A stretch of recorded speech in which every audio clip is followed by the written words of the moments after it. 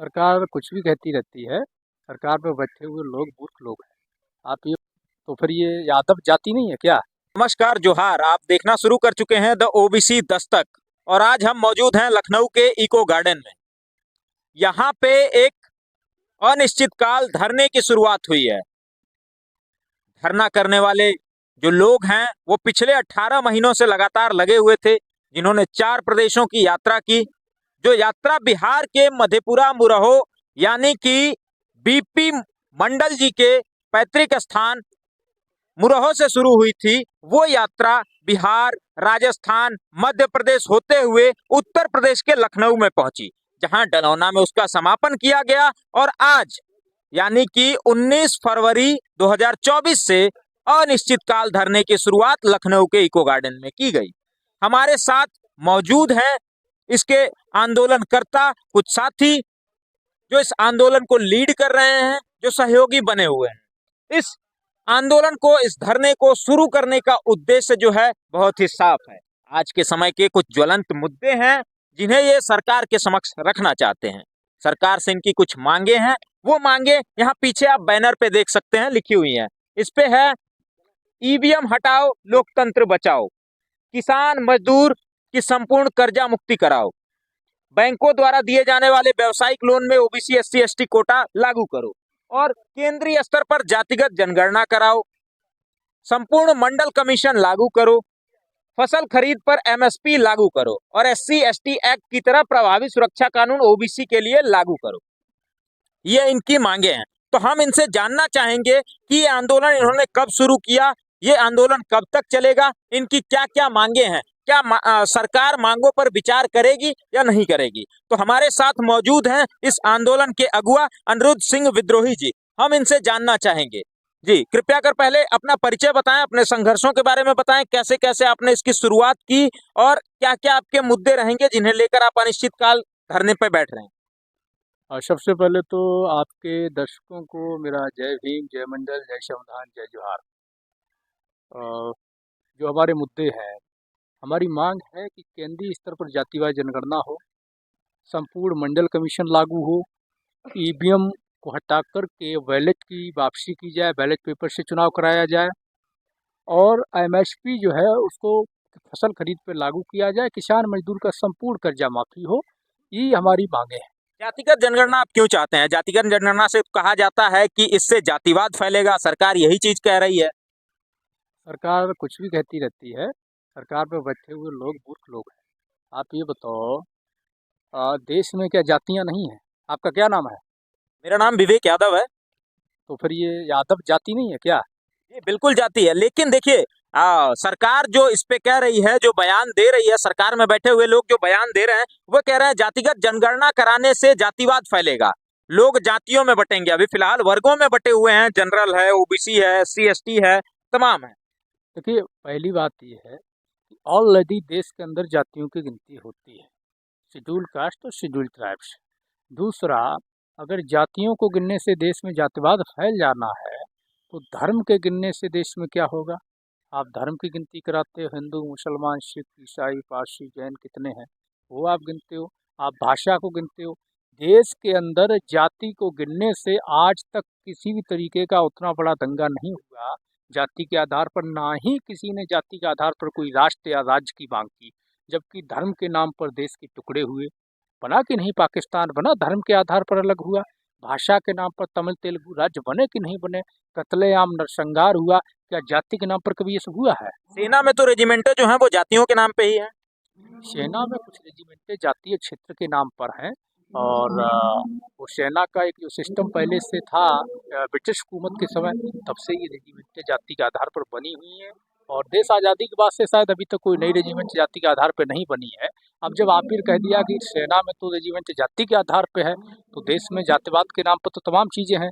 दूसरी सबसे बड़ी बात ये है कि पूरे देश में आप ये देखेंगे जाति के नाम पर कॉलोनी बसी हैं, शमशान बने हैं, जाति के नाम पर जो है अलग अलग चीज़ों का डिवाइडेशन है, जाति के आधार पर शादी विवाह होता है, उठना बैठना तय होता है। संगठन जाति के आधार पर बनते हैं, तो जाति को गिनने से जातिवाद कैसे फैल जाएगा जब इतना सारा चीज़ें ऑलरेडी। भारत एक जाति प्रधान देश है, इसमें जातिवाद फैल ही नहीं सकता। जातियों की गिनती, ये ऑलरेडी जातिवाद में ग्रस्त देश है। आपने बैनर पे एक और मुद्दा लगाया हुआ है, ईवीएम हटाओ लोकतंत्र बचाओ।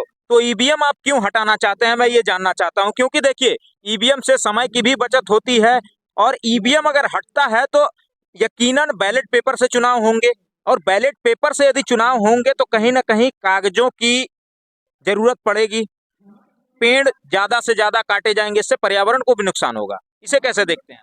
देखिए, ये एकदम तथ्य तर्क है कि पर्यावरण का नुकसान होगा, ये सारी तमाम चीज़ें हैं, या टाइम ज़्यादा लगेगा। लोकतंत्र में जब तक जनता को विश्वास ना हो, मतदाता को विश्वास ना हो, अब वो इससे सहमत ना हो कि भाई मैंने जिसको वोट दिया है, वोट मेरा वहीं गया है। आज सोचिएगा कि ईवीएम पर तमाम पूरे देश की जनता सवाल खड़े कर रही है, यानी कि तंत्र पर लोग को विश्वास नहीं है। जब तंत्र पर लोग को विश्वास नहीं तो लोकतंत्र खत्म होता जा रहा है।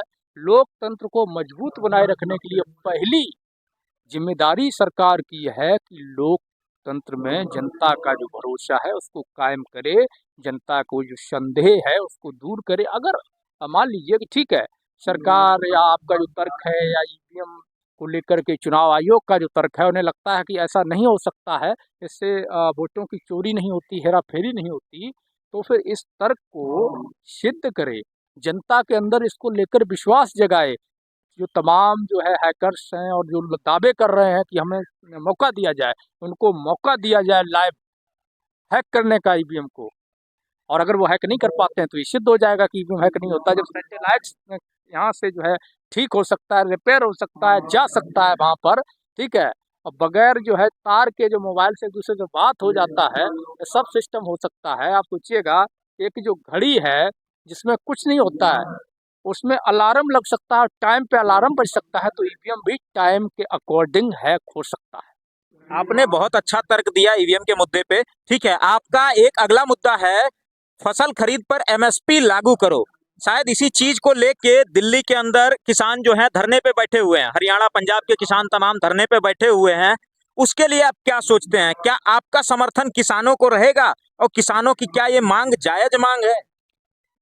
बिल्कुल, किसानों की जायज मांग है और किसानों को समर्थन क्या रहेगा, ऑलरेडी हमारा समर्थन है। और किसान आंदोलन 2 जो है, किसान मजदूर मोर्चा कोऑर्डिनेशन कमेटी में बतौर मैं सदस्य हूँ और निश्चित तौर पर मैं जल्द ही शंभू बॉर्डर भी पहुँचूंगा अपनी टीम के साथ में। तो किसान की फसल पे खरीद पे एमएसपी लागू होनी चाहिए, ये बहुत ज़रूरी है। अगर किसान का उत्थान करना है तो, किसान को मुसीबत से निकालना है तो, उसके स्तर को, आर्थिक लेवल को बढ़ाना है, उसकी स्थिति में सुधार लाना है, तो एमएसपी फसल खरीद पे गारंटी लागू होनी चाहिए। अच्छा जी, तो देखिए ये चीजें आपने बताई कि फसल खरीद पर एमएसपी लागू होनी चाहिए। किसान दिल्ली में बैठे हुए हैं, तमाम बॉर्डरों को सील किया जा चुका है, आवागमन पूरी तरह से ठप है।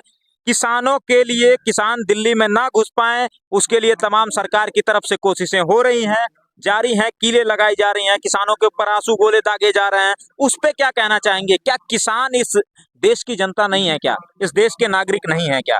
क्योंकि गोले जो दागे जाते हैं, कीलें लगाई जाती है, वो तो अक्सर देखा गया है विदेशों के बॉर्डरों पे होते हैं, सेनाएं तैनात की जाती हैं विदेशों के बॉर्डरों पे। देश के लोगों के साथ सरकार की ऐसी कौन सी लड़ाई है कि उन्हें किसानों के लिए कीले जगह जगह सड़कों में लगवानी पड़ी, बॉर्डरों को सील करना पड़ा, वहां सेना के जवान तैनात करने पड़े? सरकार मंडी और फंडी को बचाना चाहती है, उद्योगपतियों को लाभ पहुंचाना चाहती है, किसानों की जमीनें उद्योगपतियों के कौड़ियों को भाव दे देना चाहती है। सरकार सोचती है कि बम, गोले, बारूद से, कीलों से, इन सब चीज़ों से, फौज से, बैरिकेड्स कर देने से, रास्ते ब्लॉक कर देने से, आंसू गैस छोड़ देने से, ड्रोन से हमले करने से किसान डर जाएगा, तो सरकार की भूल है। ये देश का अन्नदाता है, इसी के पुत्र सीमा पर जवान भी है, इसी ने जवान को पैदा किया है। और जो बाप है वो बेटे से डर जाए, ये कभी संभव हुआ है क्या? किसान डरने वाला नहीं है, न पीछे हटने वाला। किसान अपना अधिकार मांग रहा है, उसका हक है। किसान असली राष्ट्रभक्त है, राष्ट्र निर्माता है, राष्ट्र का दाता है। इन मांगों को लेके आप आज धरने पे बैठ रहे हैं, आज आपका धरने का पहला दिन है और इस अनिश्चितकाल समय के लिए आप धरने पे बैठेंगे। यदि ये कब तक आप बैठे रहेंगे? सरकार आपकी मांगों को लगभग कब तक मान लेगी? कोई उम्मीद, कोई आशा की किरण आपको दिखती है? जब तक सरकार हमारी मांग नहीं मानेगी तब तक हम लड़ाई जारी रखेंगे, इतना तो हम बता सकते हैं। लेकिन सरकार मानेगी, कब तक मानेगी, ये तो हम नहीं आपको बता पाएंगे। ये तो सरकार से आप सवाल पूछिए। फिर भी लड़ाई आपकी लगातार जारी रहेगी इन मांगों को लेकर? पिछले 3-4 साल से जारी है, आगे भी जारी रहेगी। बहुत बहुत धन्यवाद हमें अपना समय देने के लिए। और आप दर्शक बंधुओं से भी निवेदन है कि हमारी ये वीडियो आपको कैसी लगी कमेंट के माध्यम से हमें जरूर बताएं।